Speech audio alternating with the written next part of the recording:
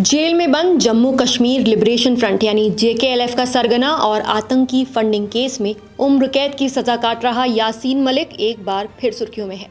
Delhi high court में दाखिल अपने लिखित जवाब में उसने कई ऐसे दावे किए हैं जो भारतीय राजनीति और सुरक्षा तंत्र पर गंभीर सवाल खड़े कर सकते हैं। मलिक ने कहा कि 1990 में गिरफ्तारी के बाद भी वीपी सिंह से लेकर मनमोहन सिंह तक लगातार 6 प्रधानमंत्रियों की सरकारों ने उसे बातचीत में शामिल किया। उसे मंच दिया गया कि वो कश्मीर मसले पर बोले और अंतर्राष्ट्रीय मंचों तक अपनी बात रखे। मलिक ने दावा किया कि 2006 में पाकिस्तान यात्रा के दौरान उसकी हाफिज सईद और अन्य आतंकी नेताओं से मुलाकात उसकी अपनी पहल नहीं थी।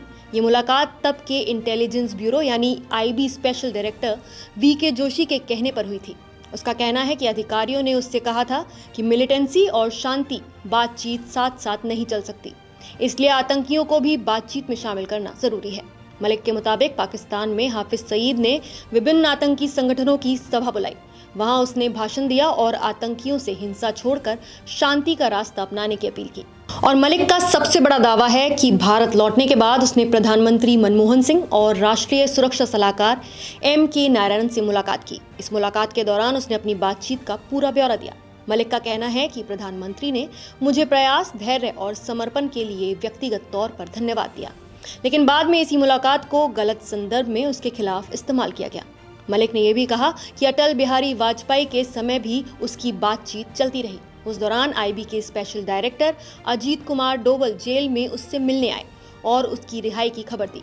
डोवल ने श्यामल दत्ता और ब्रिजेश मिश्रा से भी उसकी मुलाकात करवाई, जिन्होंने उससे कहा कि प्रधानमंत्री वार्ता को लेकर गंभीर हैं और वो रमजान सीजफायर जैसे कदमों का समर्थन करते हैं।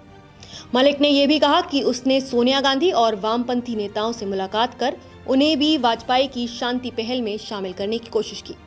मलिक ने अपने हलफनामे में बताया है कि 2002 में उसने जम्मू कश्मीर में एक सिग्नेचर कैंपेन चलाया, जिसमें 15 लाख हस्ताक्षर जुटाए गए। इसका उद्देश्य था कश्मीर में गैर हिंसक लोकतांत्रिक संस्कृति को बढ़ावा देना और स्थानीय नेतृत्व को संवाद में शामिल करना। उसका कहना है कि सरकारें न सिर्फ उसे घरेलू मंच देती रहीं, बल्कि अंतर्राष्ट्रीय स्तर पर भी भेजती रहीं, ताकि वो कश्मीरी मुद्दे पर अपनी बात रखे।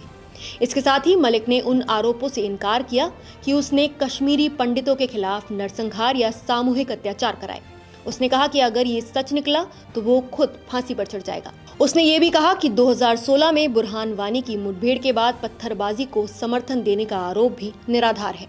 ये सारे दावे यासीन मलिक ने दिल्ली हाई कोर्ट में उस समय किए हैं जब NIA उसकी उम्र कैद को मौत की सजा में बदलने की मांग कर रही है। ये मामला अब नवंबर में सुना जाएगा। अब इस पर राजनीति भी गर्मा गई है।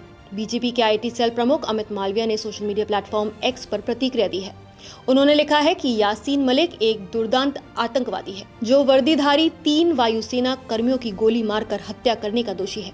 ये देश के खिलाफ युद्ध छेड़ने के समान है और उसे कानून की पूरी ताकत के अधीन किया जाना चाहिए।